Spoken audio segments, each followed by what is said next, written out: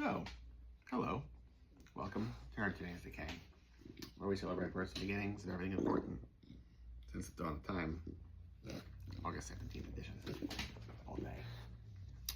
And what happened today? In 1893, John Brom was born. Have we ever watched any John Brom movies together, or television shows, what have you? I'm quite obsessed, if you hadn't noticed, considering the amount of John Brom related ephemera we have here. Here is a photoplay novelization of probably one of his best motion picture experiences, The Lodger, which is the Jack the Ripper story, starring Laird Krieger in a very difficult role. Up you go. The John Brom, I'm going to call it the John Brom trilogy. That's probably not exactly correct. At 20th Century Fox in the mid-40s was this whole series of almost Universal Monster-esque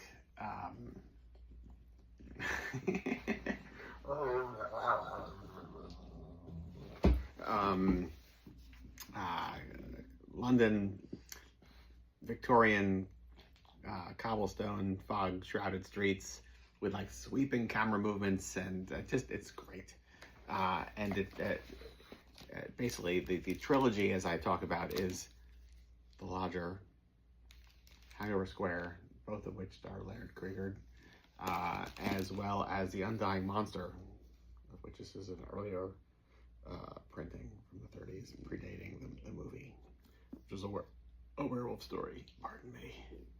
And then he kind of, I don't know where he went for a couple of years. I'm very curious, but hiccup, I'm not sure. Followed by, he makes The Mad Magician with Vincent Price, which is such an odd production because it takes elements, some of the best scenes of his movies from almost a decade earlier, and like uses them in this Vincent Price vehicle in the mid-50s. Curious, I don't get it. And then again, I feel like he's not on my radar for a bit longer, where he then pops up and does like a whole series of absolutely wonderful Twilight Zone episodes as like the director. We're like, John Brom, where have you been my whole life?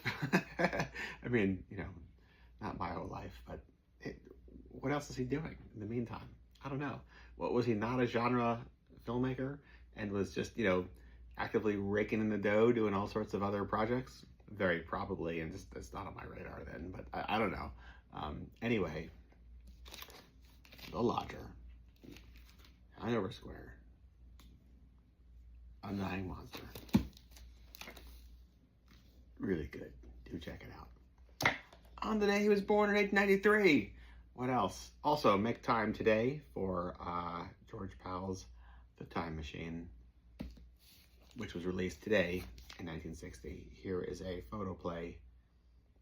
Photoplay? I think that's the right term.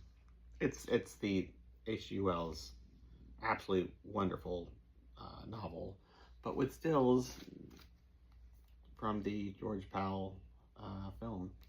I remember being like so obsessed with this, and like a DVD was like announced as coming out in the 90s, probably 1999 if I can think about where I was living at the time.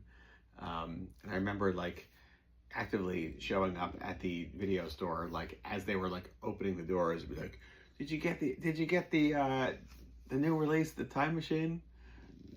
Like, what am I doing? Like, what is on here? A special edition feature of like Bob Burns talking about having like the Time Machine physical prop. Like, was that necessary to like not show up to school to be first online to get this DVD of like a not limited edition? No. Cutting to the chase, the answer is no. But I did it anyway. 1962 today, Mario Bava's Black Sabbath premiered, starring Boris Karloff.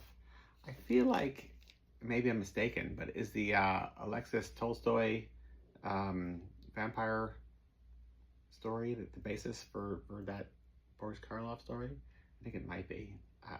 This was not a book I was familiar with really until the Kayla Janice documentary, Dark Land. No, I'm not going to do it right.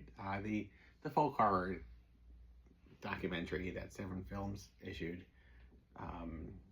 Woodlands Dark and Days Bewitched. Is that right? I think so. I'm not going to try it any further because I'm not going to move forward. But that was what introduced me to this book and this particular Tolstoy's writing. And I'm pretty damn sure that's like the inspiration for that segment of Mario Bava's Black Sabbath, but I could be mistaken. Yep, and that's it. So, what are you gonna do today? I don't know. Jack the Ripper, vampires, puppy dogs, all sorts of good things. There's no losing. August 17th. From us to you. Till tomorrow.